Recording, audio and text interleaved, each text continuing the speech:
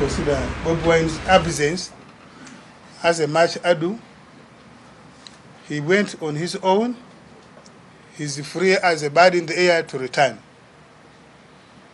We shall provide as a government the usual security and protection guarantees that we provide for all travelers and leaders of his level. He's a member of parliament who qualifies if he chooses to pass through the VIP and, if need be, to be escorted to his destination. But his return, and he should not make it an issue. Because by attempting to make it an issue is as if the government of Uganda sent him away and is afraid of him coming back. No, he should not make his return an issue. His citizenship and his rights here are not contested. Yes, sir. As complex of communication, do we have any concrete evidence to suggest that the opposition is receiving funding from the foreign forces? And then secondly, the US has been publishing statements indicating the amount of money Uganda receives from the US. They seem to suggest that these claims don't make sense of US supporting the opposition, because the government seems to be receiving more money than the opposition. Well, those who don't know international politics, your enemy can give both sides. It is not unusual for America to give both sides to a conflict support. Secondly, the support the government of Uganda gets from other governments, other countries, first of all, if it is a grant or a loan, is declared in Parliament of Uganda, it is appropriated by the Parliament of Uganda, it is accounted for through the Parliament of Uganda. So that shouldn't be an issue, that the government of Uganda receives money from foreign entities, because it is received through established laws and transparently.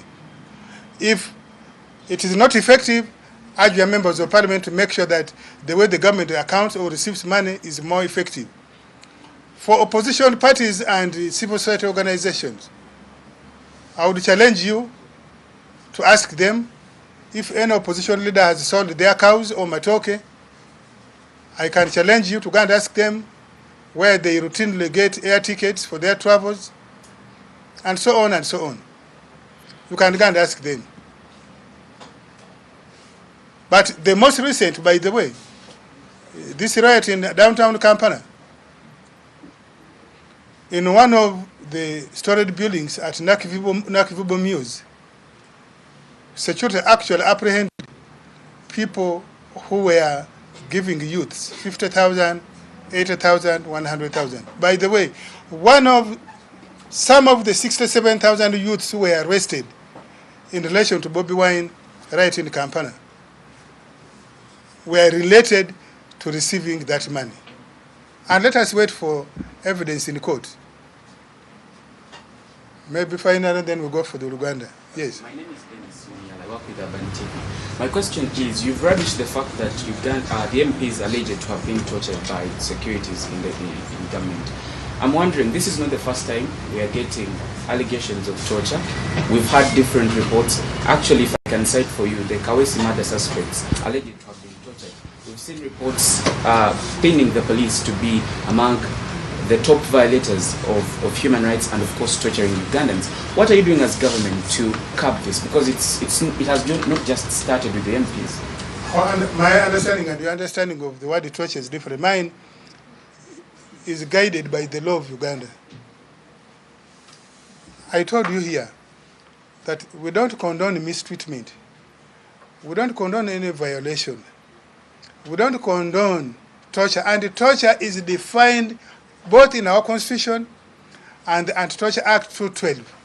So anybody who makes a claim that they were tortured, it must meet the standard in the anti-torture law of Uganda and other conventions. It's not enough because I was beaten and I have bruises. For me, yes, I can say I was tortured, but if I go to a tribunal, would that amount to torture? And I have not rubbished. I am the one who said, since Bobi Wine and his friend or their lawyers are saying they were tortured, the more reason the government subjected them to a medical examination. Good enough. They are now out of our hands. They can bring their medical examination report from Washington, D.C., from New York, and the rest of the world, and we match them against the record available in Uganda and put those to the courts of Uganda. Nobody is rubbishing.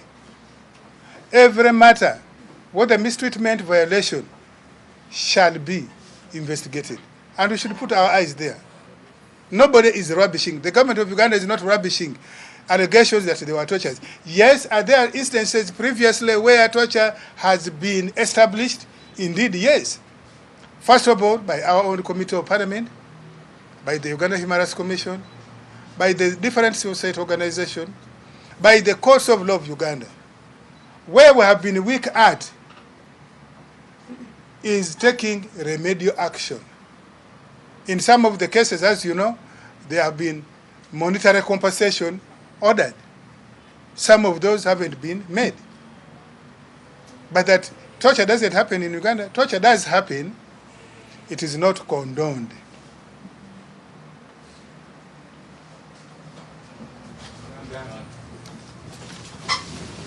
Mu Uganda? Uganda lwange lwa gear 1.